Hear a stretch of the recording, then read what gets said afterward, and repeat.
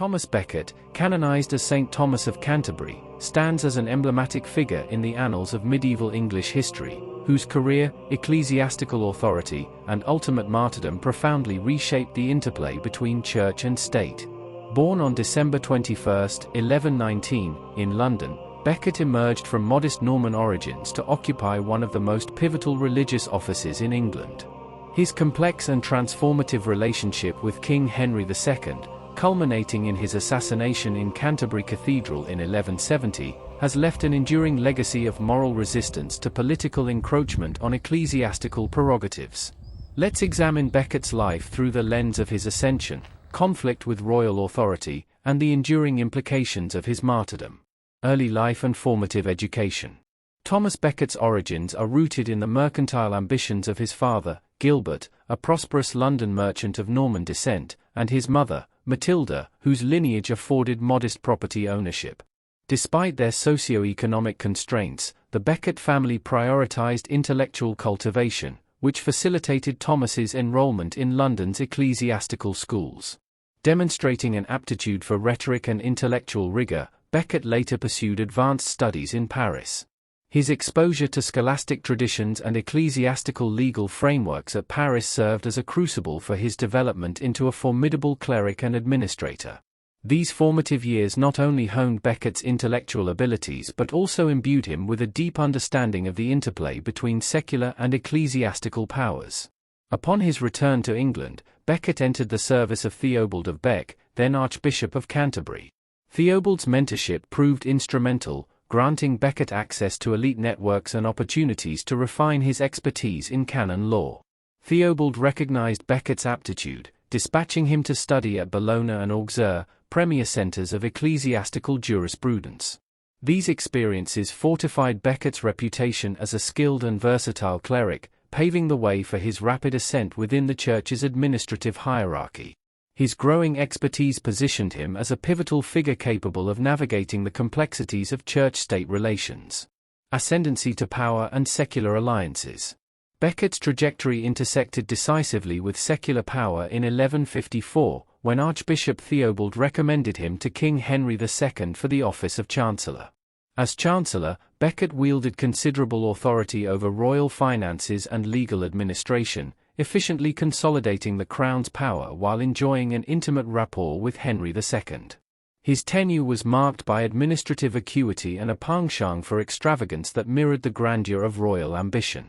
Becket's ability to manage complex political and financial systems made him indispensable to the king, fostering a bond that transcended mere professional collaboration. This period, characterized by mutual trust and camaraderie between Becket and the king, laid the groundwork for the later rupture that would reverberate throughout Christendom.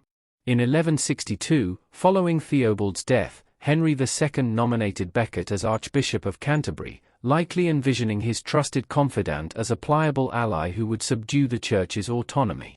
However, Becket's elevation to the episcopate precipitated a dramatic transformation. Renouncing his opulent lifestyle, Becket embraced an austere existence, reorienting his priorities toward spiritual integrity and ecclesiastical independence.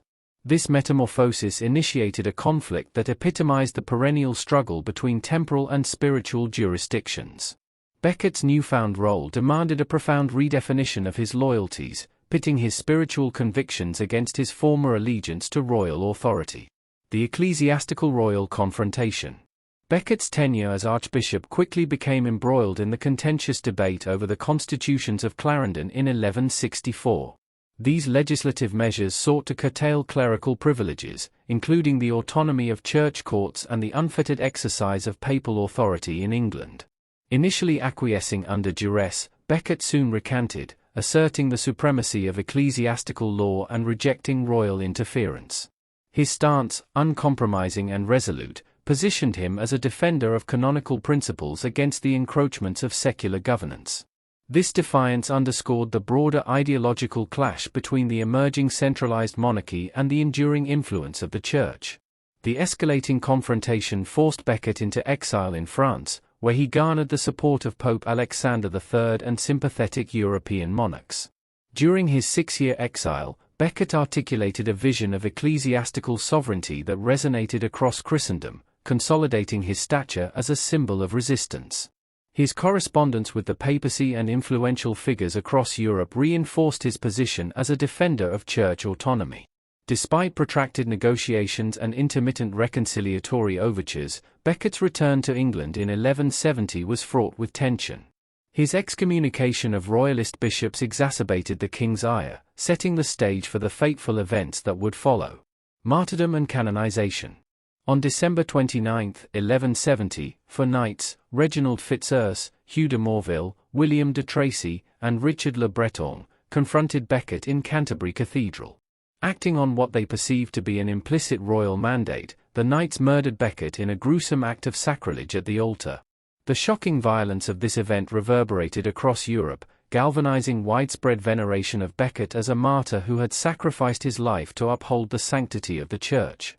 The symbolism of his death underscored the inherent tensions between spiritual authority and temporal power, igniting widespread debates on the legitimacy of such conflicts. Becket's martyrdom elicited immediate repercussions for Henry II, who faced condemnation and was compelled to undertake public acts of penance, including a barefoot pilgrimage to Canterbury and a ritual flogging by monks. These gestures underscored the profound moral authority wielded by the Church in shaping political accountability. In 1173, Pope Alexander III canonized Becket, elevating him to sainthood. His tomb in Canterbury Cathedral became an epicenter of medieval pilgrimage, immortalized in Geoffrey Chaucer's The Canterbury Tales. The economic and spiritual significance of his shrine further entrenched his legacy in the medieval consciousness.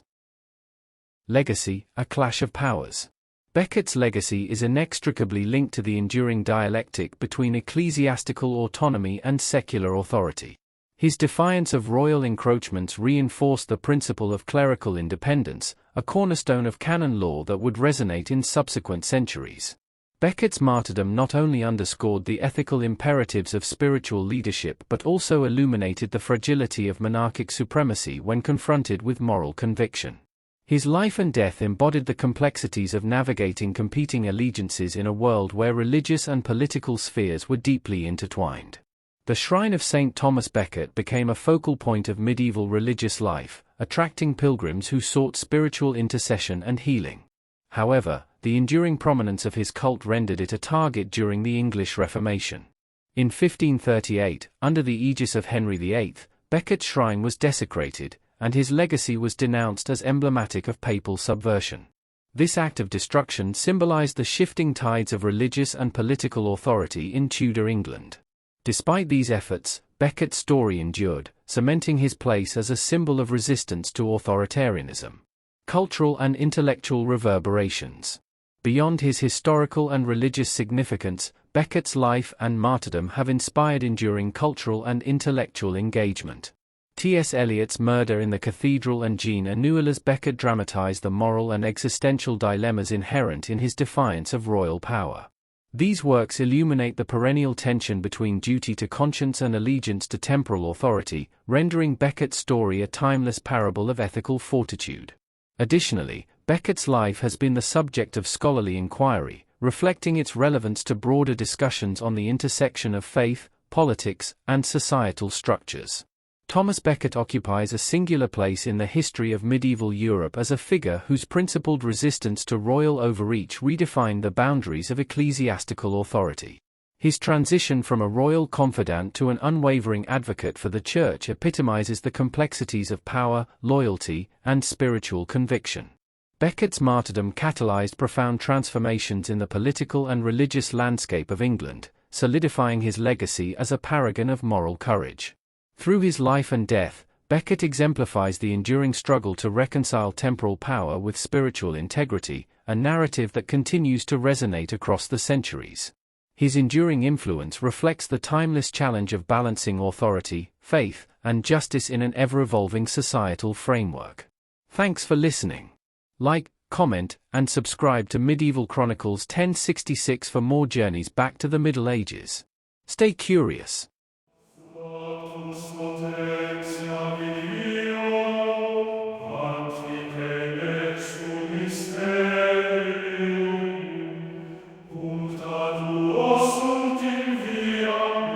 Sacro coniunctis sum.